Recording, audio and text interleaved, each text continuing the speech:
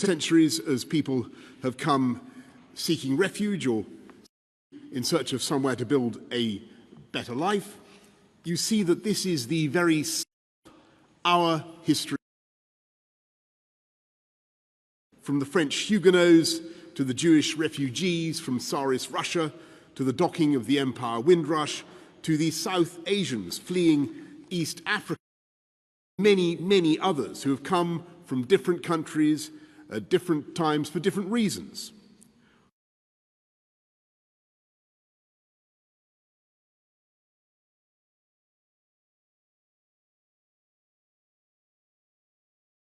And all, in turn, have contributed magnificently to the amazing story of the UK.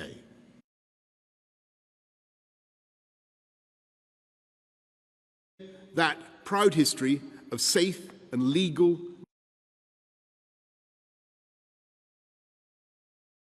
working in our hospitals and on the front line of our response to the pandemic, for more than 60% of the England football team at the final.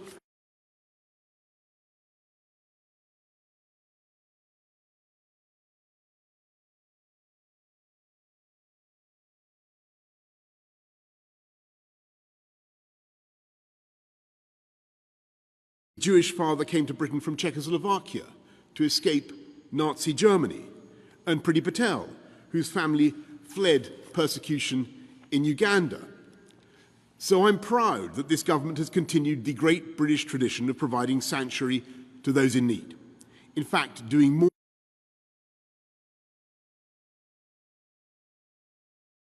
people in the UK through safe and legal routes than any other government in recent history.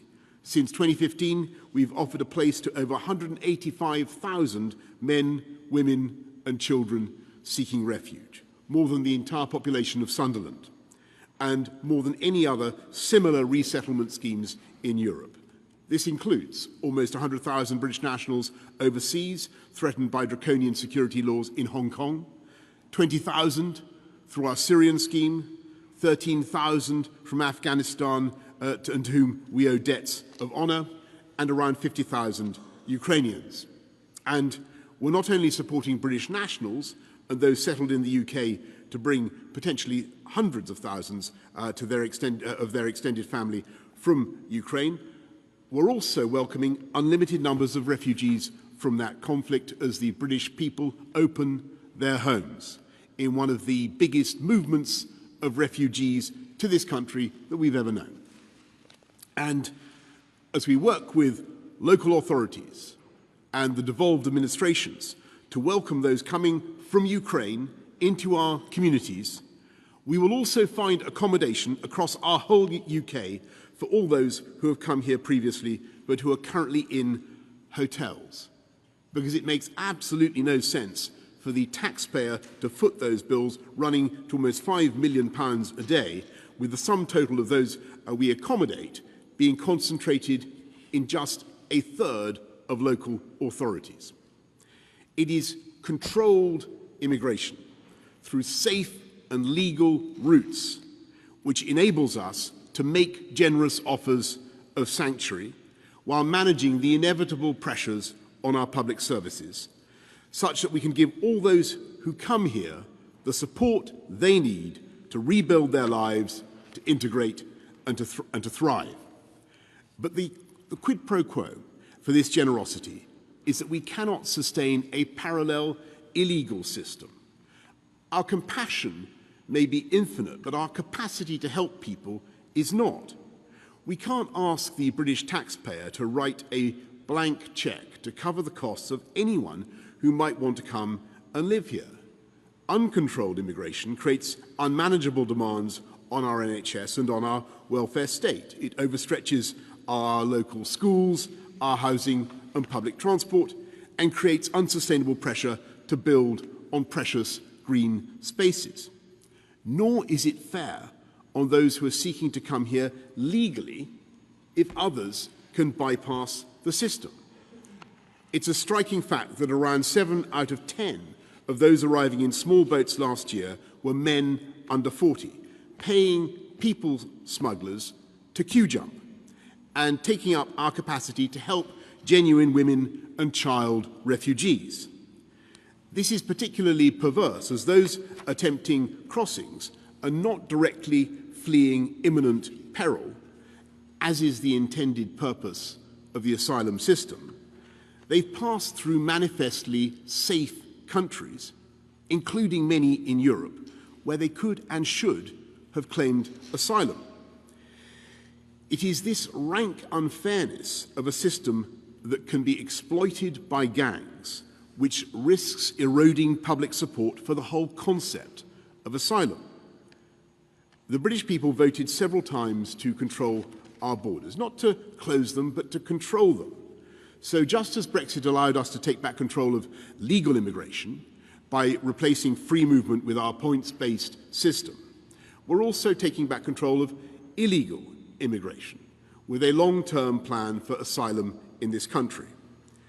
It is a plan that will ensure the UK has a world-leading asylum offer, providing generous protection to those directly fleeing the worst of humanity by settling thousands of people every year through safe and legal routes.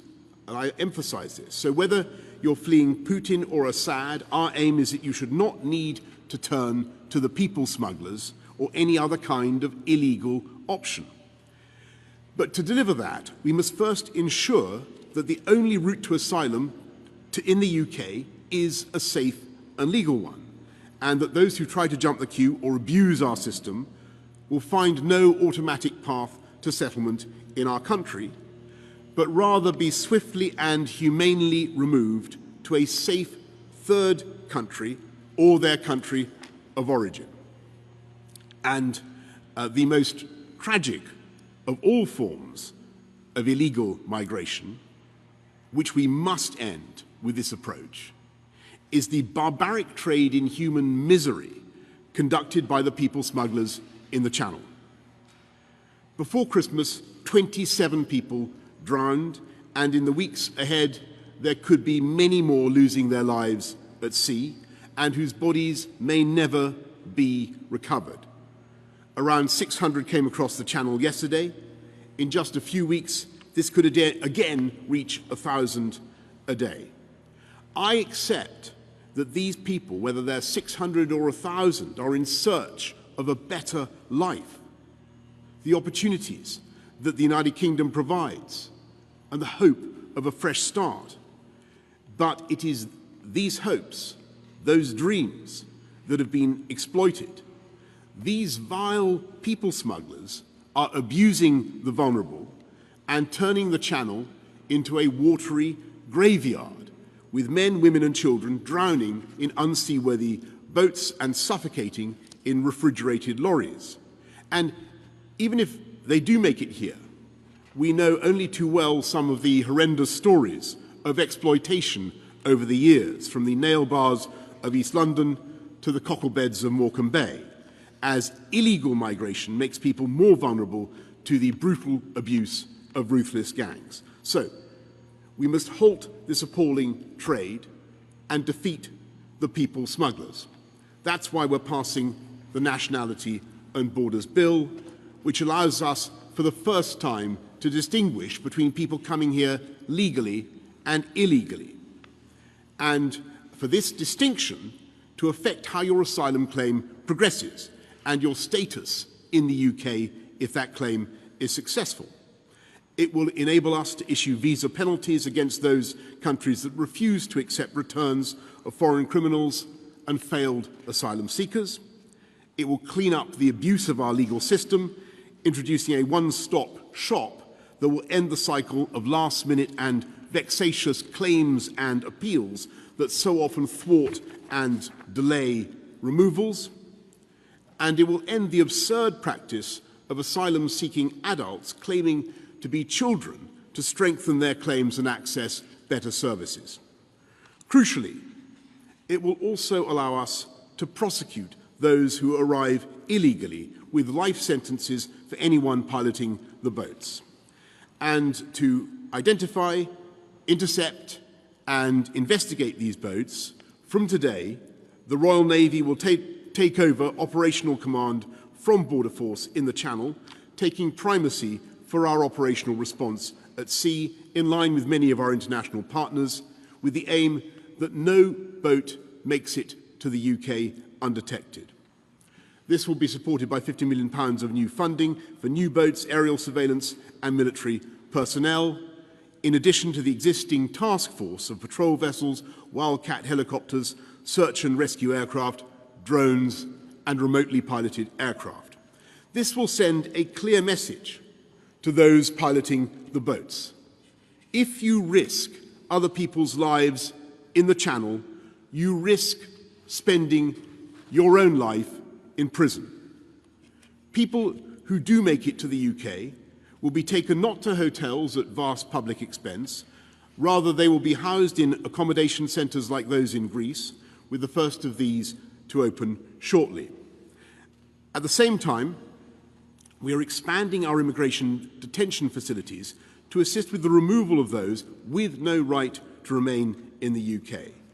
We're investing over £500 million in those efforts, and this is on top of overhauling our arrivals infrastructure here in Kent, with new processing facilities now operational at Western Jetfoil and at Manston. But we will need to go further in breaking the business model of these gangs. So from today, our new migration and economic development partnership will mean that anyone entering the UK illegally, as well as those who have arrived illegally since January the 1st, may now be relocated to Rwanda. This innovative approach, driven by our shared humanitarian impulse and made possible by Brexit freedoms, will provide safe and legal routes for asylum while disrupting the business model of the gangs. Because it means that economic migrants taking advantage of the asylum system will not get to stay in the UK, while those in genuine need will be properly protected, including with access to legal services on arrival in Rwanda, and given the opportunity to build a new life in that dynamic country, supported by the funding we are providing. The deal we've done is uncapped, and Rwanda will have the capacity to resettle tens of thousands of people in the years ahead. And let's be clear, Rwanda is one of the safest countries in the world, globally recognized for its record on welcoming and integrating migrants. Later this year, it will welcome leaders from across the Commonwealth. And before the pandemic, in 2018, the IMF said Rwanda was the world's fourth fastest growing economy. We're confident that our new migration partnership is fully compliant with our international legal obligations. But nevertheless, we expect this will be challenged in the courts.